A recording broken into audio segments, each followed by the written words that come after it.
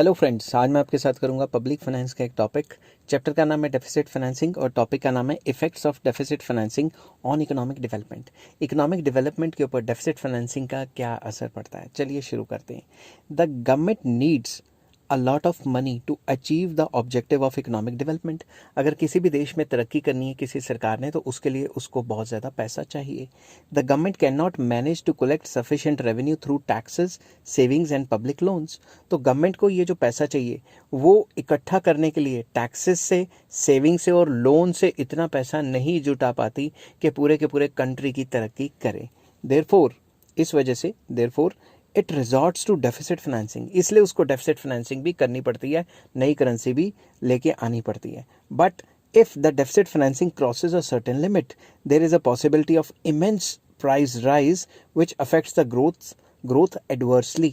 मगर अगर deficit financing कुछ ज़्यादा ही कर दी, नए नोट कुछ ज़्यादा ही छाप दिए, तो इसका प्राइस राइज पे बहुत बुरा असर पड़ेगा, जिसकी वजह से ग्रोथ ऑलमोस्ट ख़त्म भी हो सकती है या नेगेटिव जा सकती है। आपको एग्जांपल देता हूँ, कई अफ्रीकन कंट्रीज़ हैं, आपने देखा होगा टीवी पे, उसमें करेंसी एक्सचेंज के लिए ट्रॉली पे लेके जाते हैं क्योंकि उनकी करेंसी की वैल्यू इतनी गिर चुकी है। समझ की बात।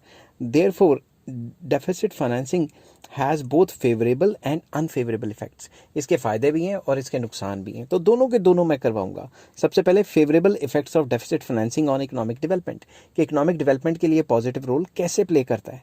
चलिए शुरू करते हैं। फर्स्ट पॉइंट है mobilisation of surplus and unutilised resources. Simple words में, in underdeveloped countries, labor and other resources are not fully utilized because of the lack of financial resources। Underdeveloped countries में लेबर का और other resources का, जो important resources है, उनका अच्छे तरीके से इस्तेमाल, फुली यूटिलाइजेशन या उनका अच्छा इस्तेमाल नहीं हो पाता क्योंकि पैसा नहीं होता। These resources remain unexploited. इन रिसोर्सेज का इस्तेमाल बिल्कुल नहीं हो पा रहा, ठीक है, क्योंकि पैसा ही नहीं है, पैसा नहीं होगा, इन्वेस्टमेंट नहीं होगी तो काम ही नहीं कोई करवा पाएंगे। The government gets enough financial resources through deficit financing. Government के पास डेफिसिट फाइनेंसिंग से काफ़ी अच्छा पैसा आ जाता है। By procuring money through deficit financing the government provides employment to unemployed resources. तो गवर्नमेंट क्या करती है, जब गवर्नमेंट के पास नोट छाप के पैसा आ जाता है, तो गवर्नमेंट वो जो रिसोर्सेज अनएम्प्लॉयड पड़े हैं, जो बेकार पड़े हैं, उनको इस्तेमाल करना शुरू कर देती है और उनकी यूटिलाइजेशन शुरू हो जाती है। Consequently output increases and the rate of economic growth rises. इससे एक तो जो फालतू के रिसोर्सेज पड़े थे उनका इस्तेमाल करेंगे तो आउटपुट तो बढ़ेगी, इससे देश की तरक्की भी बढ़ जाएगी। In under developed countries the production capacity is less in agriculture and industrial fields. तो जो अंडर डेवलप कंट्रीज़ होती हैं उनमें जो प्रोडक्शन कैपेसिटी होती है एग्रीकल्चर की भी और इंडस्ट्रियल सेक्टर की भी, वो काफ़ी कम होती है। This production capacity is increase as a result of deficit financing. तो जब भी डेफिसिट फाइनेंसिंग की जाएगी, ये प्रोडक्शन कैपेसिटी को बढ़ाया जाएगा, क्योंकि इंफ्रास्ट्रक्चर बनाएंगे और मॉडर्न टेक्नोलॉजी लेके आएंगे, कुछ ना कुछ करेंगे जिससे प्रोडक्शन कैपेसिटी पहले से बढ़ जाएगी। Increase in production capacity leads to increase in output. तो जैसी प्रोडक्शन कैपेसिटी बढ़ेगी वैसे आउटपुट बढ़ जाएगी।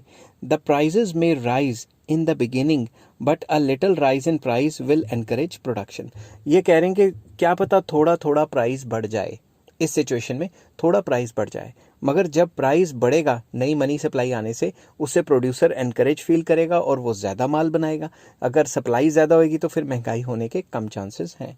तो फर्स्ट पॉइंट आ जाता है कि अंडर डेवलप कंट्रीज़ के लिए काफ़ी हेल्पफुल है, क्योंकि वो रिसोर्सेज जिनकी यूटिलाइजेशन नहीं हो पा रही थी उनकी यूटिलाइजेशन शुरू हो जाएगी। नेक्स्ट पॉइंट आ जाता है deficit financing and creation of new resource. क्या पता जो पैसा सरकार ने छापा है, सरकार ने आरबीआई या सेंट्रल बैंक के थ्रू छापा है, उससे कोई नया रिसोर्स का जरिया बना ले जिससे इनकम जनरेशन या एम्प्लॉयमेंट जनरेशन होने शुरू हो जाए। चलिए शुरू करते हैं। Under develop countries suffer from lack of voluntary savings. Under develop countries में वॉलंटरी सेविंग्स, लोग अपनी मर्जी से सेविंग नहीं कर पाते, ज़्यादातर पॉपुलेशन नहीं कर पाती। The available quantity of saving is not sufficient for implementing plans. तो इतनी सेविंग नहीं होती कि मार्केट में जब सेविंग करेंगे तो सरकार भी सेविंग कर सकती है, हम भी सेविंग कर सकते हैं। हमारे पैसे कहाँ जाते हैं? बैंकों में। बैंक आगे उसी पे तो लोन देती है ना। तो हमारी सफिशिएंट इतनी ज़्यादा सेविंग नहीं होती कि जो सरकार है वो अपने प्लान्स को अच्छे से इम्प्लीमेंट कर सके, ठीक है। When deficit financing is undertaken in these countries the prices rise. तो जब भी अंडर डेवलप कंट्रीज में नए नोट छापे जाते हैं तो प्राइजेस क्या होते हैं? बढ़ जाते हैं।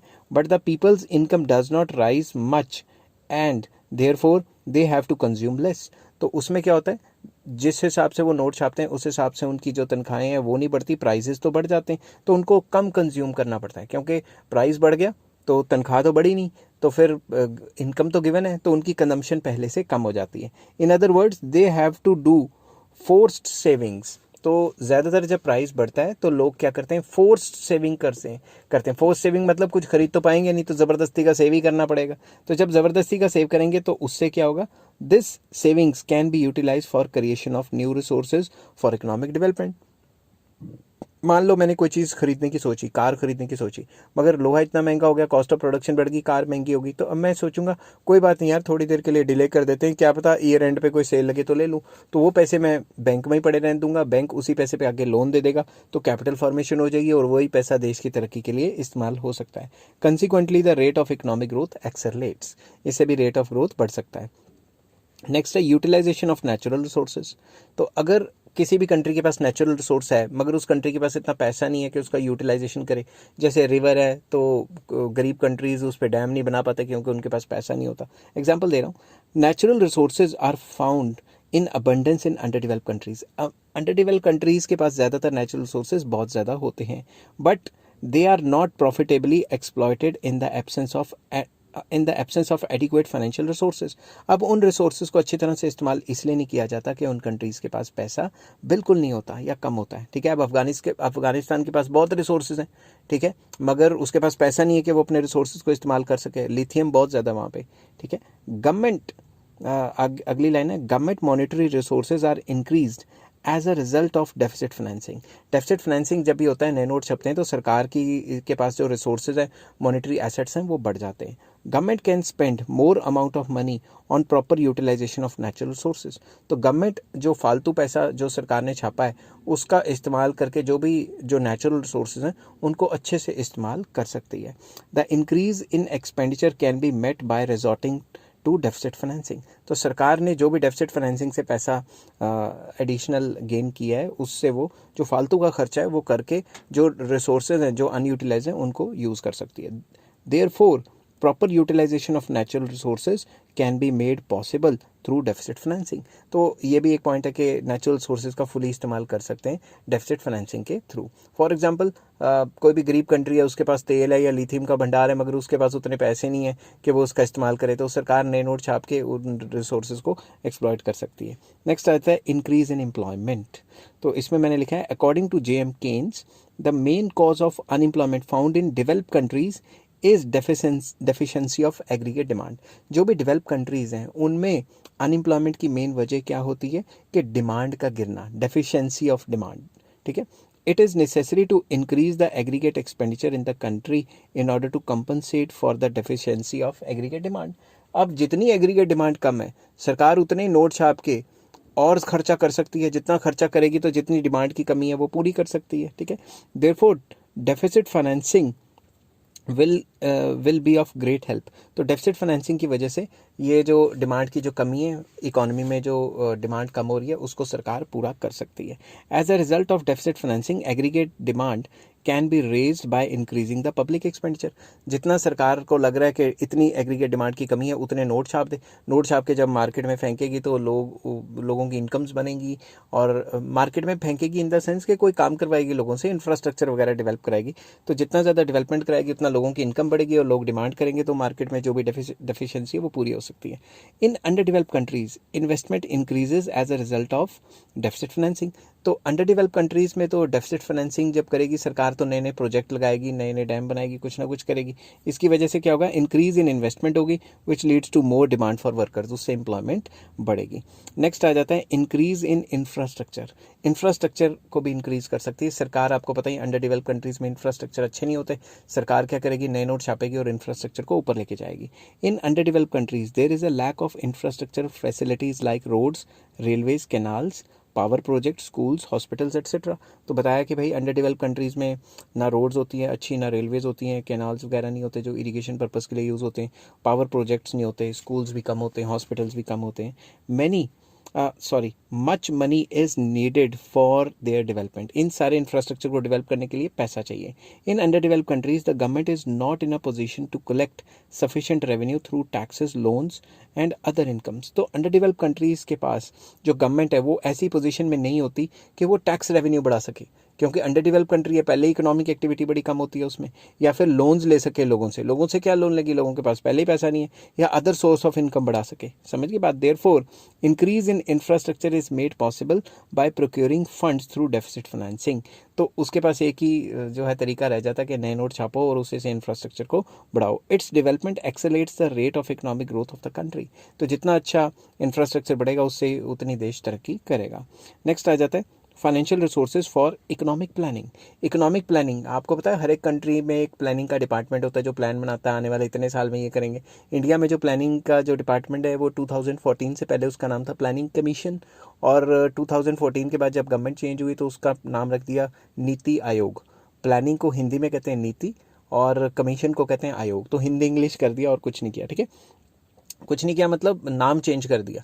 अब जो प्लानिंग से डेवलपमेंट हो रही है वो तो हो ही रही है ना, मैं कह रहा हूँ कि सिर्फ नाम चेंज किया इंग्लिश में, ठीक है, इंग्लिश का हिंदी में। Huge financial resources are needed to implement economic plans in under develop countries. Under develop countries में अगर प्लान को लागू करना है तो बहुत ज़्यादा पैसा चाहिए। This finance can't be possibly arrange through ordinary budgetary resources. और इस प्लान को जो देश की तरक्की के लिए प्लान्स बनाए जाते हैं उनको आम बजट से पूरा नहीं किया जा सकता। The government has to adopt deficit financing to achieve this end. तो इस एंड को पूरा करने के लिए या अपने मकसद को प्लान को पूरा करने के लिए सरकार को डेफिसिट फाइनेंसिंग करनी ही पड़ती है। The finance for the economic planning can be easily arrange through deficit financing. तो वही है कि अगर हमने डेवलपमेंट प्लान को लाया हुआ है उसको पूरा करने के लिए सरकार आरबीआई से लोन ले लेगी, आरबीआई को कहेगी नए नोट छाप दे, वो नए नोट छाप देगा। तो इस तरीके से प्लानिंग को पूरा किया जा सकता है। नेक्स्ट आ जाता है to meet the monetary demand. Monetary demand लगातार बढ़ती जा रही है, पैसे की डिमांड लगातार बढ़ती जा रही है, ठीक है, उसको भी पूरा करने के लिए in the developed economies demand for money increases for various reasons. Developed economies में जो पैसे की डिमांड है वो लगातार बढ़ती रहती है, और उसके क्या रीजंस हैं, मैंने कुछ रीजंस लिखे हुए। Demand for money increases as a result of non monetary sector changing into monetary sector. पहले कोई नॉन मॉनेटरी सेक्टर था, मगर जैसे जैसे देश ने तरक्की किया उसको मॉनेटरी सेक्टर में कन्वर्ट होना पड़ा। पहले क्या पता बार्टर सिस्टम की तरह कुछ हल्का फुल्का लेन देन कर देते हो, मॉनेटरी सिस्टम अच्छा ना हो, मगर जैसे जैसे देश तरक्की करता है मॉनेटरी सिस्टम भी डेवलप करता है। तो नॉन मॉनेटरी सिस्टम से मॉनेटरी सिस्टम पे आया तो उस इकोनॉमी में या उस सिस्टम को भी तो पैसा चाहिए ना, इसलिए नया नोट छापना पड़ा। Transactions increase as a result of increase in investment. तो जैसे जैसे टाइम टू टाइम इन्वेस्टमेंट बढ़ती है तो इकोनॉमी में और ज़्यादा एडिशनल पैसा चाहिए होता है। Income rises as a result of economic planning resulting in the increase in the demand for money. तो जैसे जैसे लोगों की इनकम्स बढ़ती है वैसे वैसे उनका डिमांड फॉर मनी भी बढ़ता है, क्योंकि उन्होंने खर्चा करना है तो उनको पैसे की डिमांड तो चाहिए। Increase in imports as a result of increasing foreign aid raises the demand for money. बाहर से हमें एड आई, एड तो डॉलर में आई, तो अब जब एड हमारे ऊपर खर्च हुई या इन्वेस्ट हुई तो उसको कन्वर्ट करने के लिए तो नोट तो छापने पड़ेंगे ना। बाहर से अगर मान लो 1 करोड़ डॉलर आ गए हमारे कंट्री में, तो 1 करोड़ डॉलर थोड़ी ना यहाँ चलेंगे, यहाँ तो उसके इक्विवेलेंट नोट छापने पड़ेंगे ना, तभी तो एडिशनल पैसा बना इकोनॉमी में, ठीक है। This increase demand for money is met by deficit financing. ये जो सारी डिमांड फॉर मनी इंक्रीज होती जा रही है इसको हम डेफिसिट फाइनेंसिंग से पूरा कर सकते हैं। नेक्स्ट आ जाता है रैपिड रेट ऑफ ग्रोथ। अगर ग्रोथ रेट को काफ़ी तेज़ करना है, उसकी स्पीड बढ़ानी है, the agriculture and industrial development as well as development of infrastructure are necessary for accelerating the rate of growth. Agriculture को डेवलप करना ज़रूरी है, इंडस्ट्री को भी डेवलप करना ज़रूरी है, और इंफ्रास्ट्रक्चर को भी डेवलप करना ज़रूरी है अगर देश की तरक्की करनी है तो। Money in adequate quantity can possibly be procured for their development through deficit financing. इन सारे सेक्टर की ओवरऑल डेवलपमेंट करने के लिए डेफिसिट फाइनेंसिंग एक इम्पॉर्टेंट सोर्स ऑफ मनी है, ठीक है। उसके बाद आ जाता है, ये तो थे पॉजिटिव असर कि भाई नए नोट छापने से या डेफिसिट फाइनेंसिंग से हमारे कंट्री का भला होता है, मगर अब आ जाता है एडवर्स इफेक्ट्स। इफेक्ट होता है पॉजिटिव नेगेटिव, ए से जो इफेक्ट्स आता है वो हमेशा नेगेटिव होता है कि डेफिसिट फाइनेंसिंग के इकोनॉमिक ग्रोथ के ऊपर क्या बुरे असर क्या हैं। सबसे पहला, change in pattern of investment. कैसे? Deficit financing often encourages investment in those things that are not conducive for the planned development।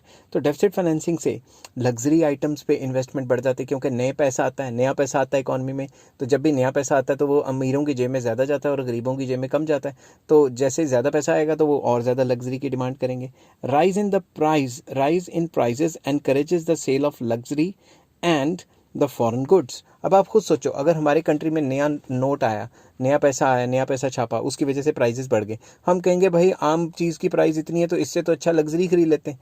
अब अगर एसी आए 20,000 का, लेट एग्जांपल दे रहा हूँ, और कूलर आए 18,000 का, आपको कहे चलो 2,000 रुपये और लगा के एसी ले लेते हैं। समझ की बात।